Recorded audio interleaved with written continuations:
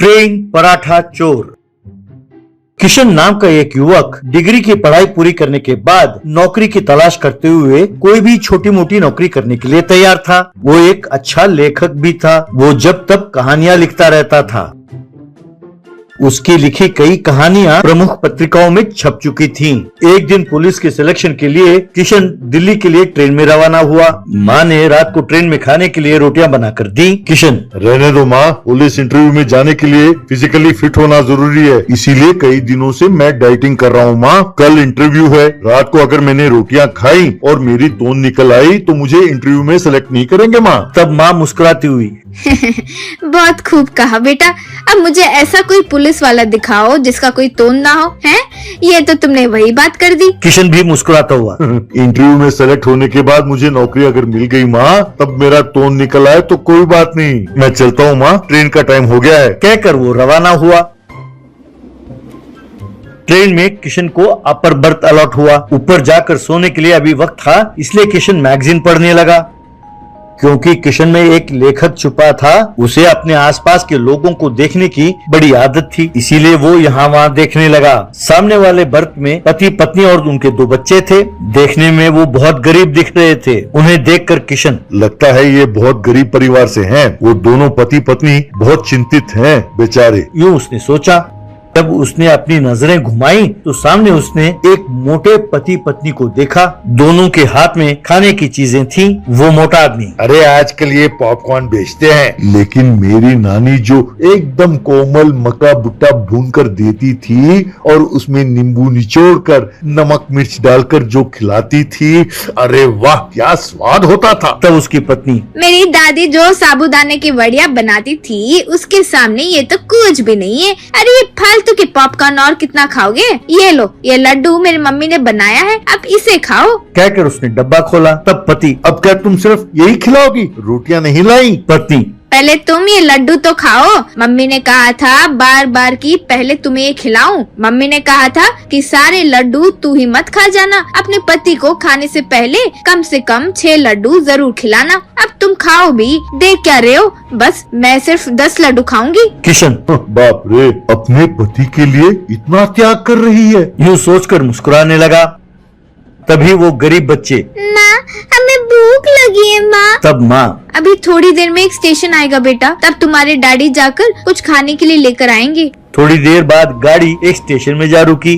वो गरीब पति उठकर कुछ लाने के लिए गया। ट्रेन चल पड़ी, लेकिन पति लौटा नहीं। पत्नी बेचैन होकर खिड़की से झांक कर देखने लगी। गाड़ी ने रफ्तार पकड़ा। जब किशन ने ये देखा कि वो नहीं लौटा, तब उसने उसकी पत्नी से पूछा, आपके पति के पास कोई मोबाइल फोन है? तब उस औरत ने नहीं है कहकर सर हिलाया। किशन, मैंने उन्हें दौड़ते हुए ट्रेन पकड़ने की कोशिश करते हुए देखा था, लगता है उनकी गाड़ी छूट गई। आप चिंता ना करें, वो अगली गाड़ी पकड़कर दिल्ली पहुंच जाएंगे, वहीं आपसे मिलेंगे, आप बेचैन ना हो।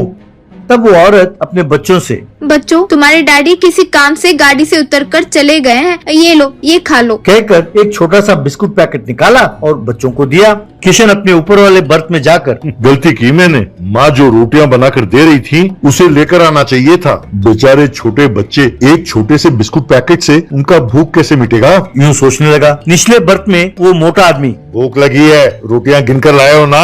तब वो मोटी पत्नी, हाँ हाँ मुझे भी भूख लगी है, जल्दी खा के सो जाते हैं। कहकर उसने रोटियां निकाली। उन रोटियों को देखकर किशन हैरान रह गया। नीचे बच्चे मारे भूख के रोने लगे।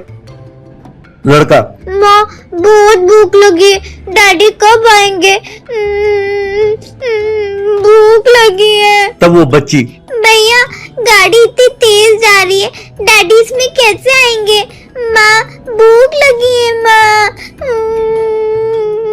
कहकर रोने लगे। ये देखकर किशन को बहुत दुख हुआ। तब माँ, मत रो बच्चों, आंखें मूंद कर कृष्ण भगवान से प्रार्थना करो कि डैडी जल्दी लौट आए। बच्चे भी आंखें मूंद कर भगवान को प्रार्थना करने लगे। वहाँ वो मोटे पति पत्नी प्लेट में रोटी को परोसने लगे। पति रोटी को खाने के लिए हाथ बढ़ाया तो उसकी पत्नी ने उसके हाथ पर मारा और कहने लगी, तुम्हें कितनी बार कहा है ना कि खाने से पहले आंखें मूंद कर कृष्ण भगवान को याद करना चाहिए। आंखें बंद करो। और हाँ, डॉक्टर का कहना याद है ना कि एक एक रोटी के बाद 1-1 मिनट का गैप देना जरूरी है। और माँ ने कहा था था ना कि वो 1 मिनट भी बिना इधर उधर नजर दौड़ाए आंखें मूंद कर किशन भगवान को याद करना चाहिए।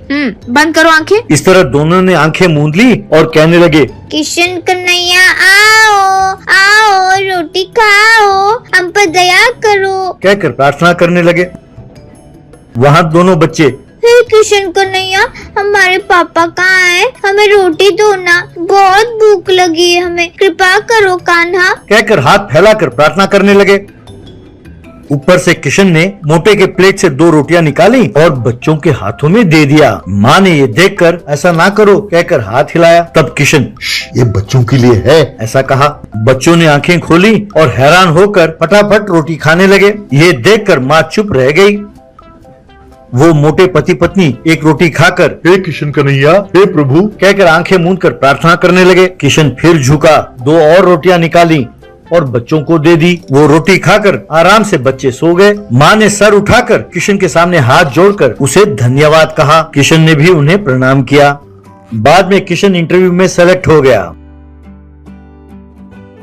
खुश होकर किशन मेहता घर लौटा और माँ से कहने लगा, माँ मैं सेलेक्ट हो गया माँ, 10 दिनों में मुझे ज्वाइन करना होगा। माँ खुश होकर, उन्होंने क्या सवाल पूछा था बेटा? तब किशन, माँ उन्होंने पूछा क्या तुम्हें कभी चोरी करने की सूझी? तब मैंने जवाब दिया, हाँ मुझे चोरी करने की सूझी। जब मैंने गरीबों को रोटी के लिए बिलखते हुए देखा तब मुझे चोरी करने की सूझी। मैंने ऐसा कहा माँ, उन्हें मेरा जवाब पसंद आया और उन्होंने मुझे नौकरी दे दी माँ। ऐसा कहा।